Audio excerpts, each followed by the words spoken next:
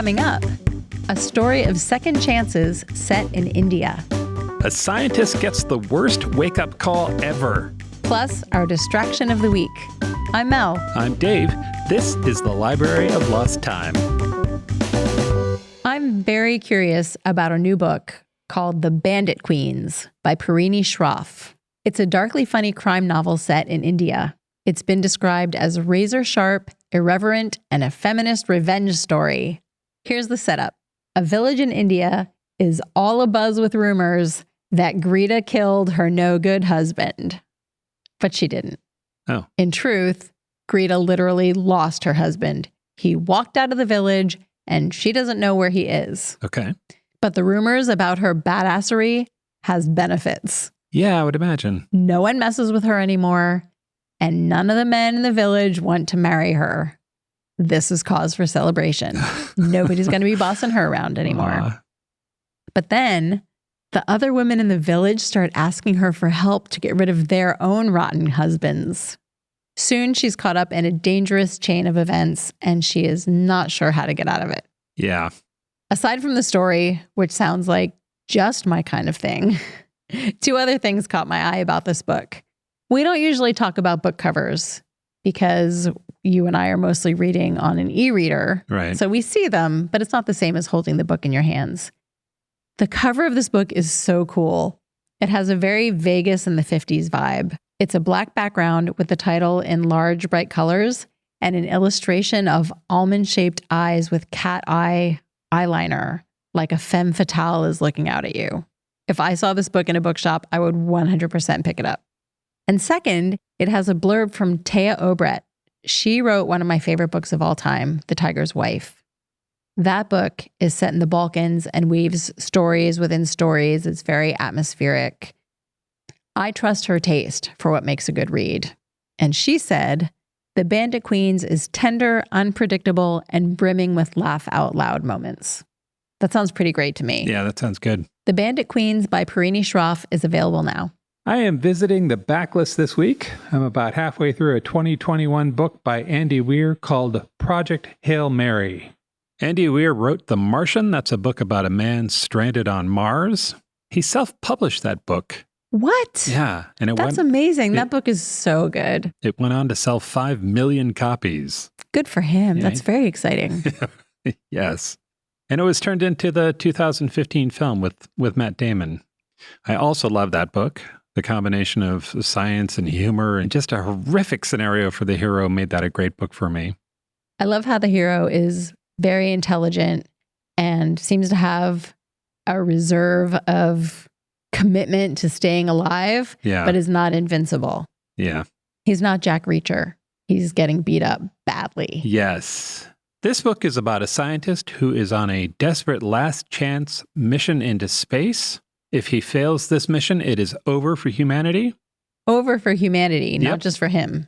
We're all going to die. Wow. Yeah. No pressure. Yes. Except he doesn't know that.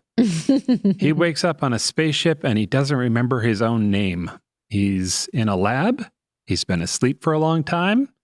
There are 2 dead bodies in the lab with him, probably people he used to know, and he can't remember who they are, who he is, or what they're doing there. That would all be very upsetting. It really would. And the book unfolds from there, right? This is the opening. This was a finalist for the Hugo this year.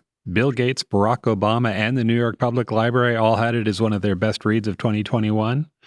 Kirkus called it a science fiction masterwork. It is a great book to walk into cold. I'd forgotten what I knew about this book when I started reading it, and I'm glad I did. Yay for poor memory. If you're even kind of into science fiction, and particularly if you enjoyed The Martian, this is a really easy book to recommend. It's Project Hail Mary by Andy Weir. And now our distraction of the week. We found a TV show that we really love. It's called Extraordinary Attorney Woo. It's a show from South Korea on Netflix in selected regions, as they say. It's about a young female attorney who is on the autism spectrum. And it's a rom-com. It's a full-on rom-com with a funny best friend, a loving father, and a very handsome love interest. I don't think emoji hearts fly through the air, but they might as well. It's a good piece of television. Season 1 is 16 episodes. Most episodes center around a case at the law firm where Wu works. Wu figures out how she fits in. She starts a relationship with her love interest. Some of the story arcs are predictable because it's a rom-com, and there's only a certain way that's going to go. Some of the turns are less predictable because it's also a legal drama. But the remarkable thing about this show is how it handles the subject of autism. It is not, she's got a quirky edge to her. Attorney Wu has social and emotional challenges that she wrestles with in every episode. It's not easy for her, and it's not easy for the people around her. I understand why the boy fell for her, but I also got an idea of how much work he would need to do to make that relationship go. There's a scene where Wu asks her father about what it was like to raise her, and his answer is maybe the best answer I've ever seen about what it's like to raise a child with special needs. It is heartbreaking and it is full of love. And when that scene was over, I felt like I had been hit by a feelings truck. It's true. One of the other things I really enjoy about the show is that whatever issues they're wrestling with in the legal case that they're trying in the courtroom are echoed in Wu's personal experience. Really clever how they tie those things together. Yeah, I agree. For me, Extraordinary Attorney Wu is a good watch because of the different things it balances. There's a base of well-done romantic comedy. There's an exploration of what the autism spectrum can be like. There's a strong sense of South Korea. And if you're inclined to think about things like writing and story production, there's a level of how are they doing this? And how are they taking a very serious, poorly understood condition and marrying that together with the tropes of When Harry Met Sally and Roman Holiday? Mm-hmm. If you're just looking for something to watch, it's a really cute show.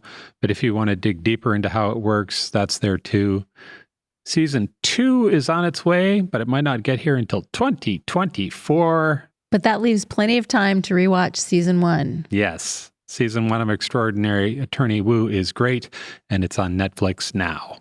I second Dave's recommendation that you watch this show, and I have a little tip. Make sure you choose the original Korean dialogue with English subtitles so that you can hear the actors portraying these characters in their original form. Yep, strong agree. Visit strongsenseofplace.com/library for more about the books we discussed and to learn more about Attorney Wu. Thanks for joining us in the Library of Lost Time. Remember to visit your local library and your independent bookstore to lose some time yourself. Stay curious. We'll talk to you soon. What's up, fellow TV watchers? It's Brian from The Core Podcast, where we cover all things Apple TV+. We are wrapping up our recaps of Emmy favorite Severance, but 2025 on Apple TV Plus is just getting started. In April and May, The Core is recapping Seth Rogen's new Hollywood satire, The Studio, and Jon Hamm's dark comedy, Your Friends and Neighbors. We'll also be recapping the first 2 seasons of Apple's sci-fi thriller, Foundation, heading into the 3rd season of that later this year. Search for The Core, all things Apple TV Plus, on Apple Podcasts, Spotify, and YouTube.